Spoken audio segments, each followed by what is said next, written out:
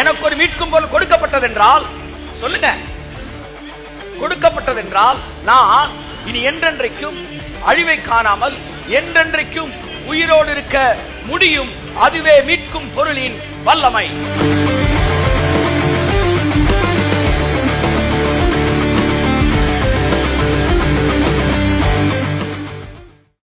சிலரை பார்த்து ஏதோ கடந்த காலத்துக்கு மட்டும் பே பண்ணிட்டார், இனிமே நம்ம பார்த்து அவன் ஊர்ந்து போகணும் இல்ல. உங்கள் ஒட்டுமொத்த வாழ்க்கையின் தவறுகளுக்கும் சேர்த்து விலைக்கரையம் கொடுத்தார், எதிர்காலத்துக்கும் சேர்த்து கரையம் கொடுத்தார். வாசிங்க.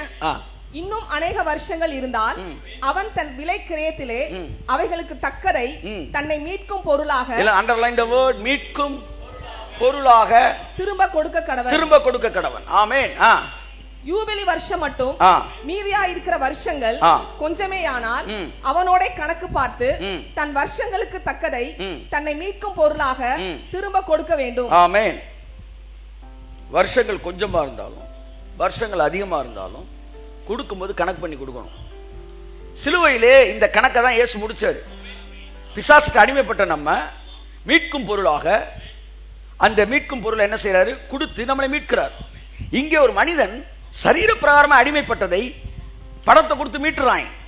ஆனா ஆத்தும மீட்பு என்பது ஒரு மனிதனாலும் மீட்க முடியாதது. அதற்கு மீட்கும் பொருளை யாரும் கொடுக்க முடியாது.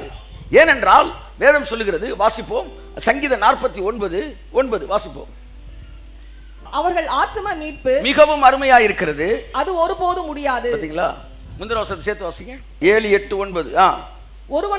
ஒருவனாகிலும் தன் சகோதரன் அழிவை காணாமல். பாருங்க, சகோதரன் அங்க வந்து அவன் சரீரத்தில் இருக்கிற ஒரு அடிமைத்தனத்தை விடுதலை ஆக்கினா, இப்ப உங்க சகோதரன் ஆத்மால அடிமை ஆயிட்டான், அவனை நீங்க மீட்கணும்னு நினைச்சீங்கன்னா அதுக்கு வாய்ப்பு இருக்கா இல்லையான்னு பைபிள் சொல்லுது. வாசிப்போம். ஒருவனாகிலும் தன் சகோதரன் அழிவை காணாமல் இனி என்றைக்கும் உயிரோடு இருக்கும்படி எவ்விதத்தினாலாவது அவனை மீட்டுக் கொள்ள அவன் நிமித்தம் மீட்கும் பொருளை தேவனுக்கு கொடுக்க கூடாது. ஒருத்தனும் இந்த அடிமைத்தனத்தில் இருக்கிறவன சரீர அடிமைத்திலிருந்து விடுதலை ஆக்குற மாதிரி ஆத்மாவில் அடிமையா போனவனுக்கு மீட்பதற்கு தேவனிடத்தில் மீட்கும் பொருளை கொடுக்க ஒருத்தனாலும் முடியாது. ஏன்னா அவனே அடிமையா இருக்கிற ஒருத்தனை காப்பாற்ற போன இவனும் அடிமையா இருக்கிறான். ஜெயிலுக்குள்ள இருக்கிற எப்படி இன்னொருத்தனுக்கு ஜாமீன் போட முடியும்? ஒருத்தனுக்கு ஜாமீன் போடணும்னா யாரு போடணும் ஜாமீன்?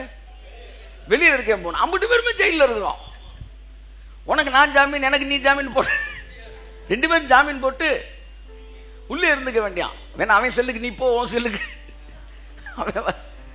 வெளியே போக முடியாது. அப்ப நம்ம எல்லாருக்கும் ஜாமீன் போனா வெளியில இருக்க ஒருத்தர் தான் வரணும். அதனால வெளியில இருந்து அவர் வந்தாரு. ஆத்ம மீட்பு முடியாதான். ஆனா ஆத்ம மீட்புக்கு மீட்கும் பொருள் கொடுத்தா என்ன நடக்குமா? பைபிள் சொல்லுது, எவ்விதத்திலாவதும். அதுக்கு முந்தின வசனம் என்ன போட்டிருக்கு? ஒருவனாகிலும் தன் சகோதரன் அழிவை காணாமல், தன் சகோதரன் இங்க பாருங்க, அழிவை காணாமல் இனி என்றென்றைக்கும் உயிரோடு இருக்கும்படி மீட்கும் பொருளை கொடுக்க கூடாது. அப்ப மீட்கும் பொருளை கொடுத்துட்டா இனி என்றென்றைக்கும் உயிரோட. அப்ப இம்மார்டல் ரைட் தானே? ரைட்டா தப்பா? மீட்கும் பொருளை கொடுக்காத வரைக்கும் என்றென்றைக்கு உயிரோடு இருக்க முடியாது. ஆனா என்றென்றைக்கு உயிரோடு இருக்கும்படிக்கு மீட்கும் பொருளை கொடுக்க முடியாதுன்னு இருக்கு. மீட்கும் பொருளை கொடுத்தா என்றென்றைக்கு உயிரோடு இருக்க முடியும். அழிவை காணாமல். எல்லாரும் சொல்லுங்களேன், எனக்கு ஒரு மீட்கும் பொருள் கொடுக்கப்பட்டதென்றால் சொல்லுங்க, கொடுக்கப்பட்டதென்றால் நான் இனி என்றென்றைக்கும் அழிவை காணாமல் என்றென்றைக்கும் உயிரோடு இருக்க முடியும். அதுவே மீட்கும் பொருளின் வல்லமை. கரங்களை தட்டி கர்த்தருக்கு நன்றி சொல்லுவோம்.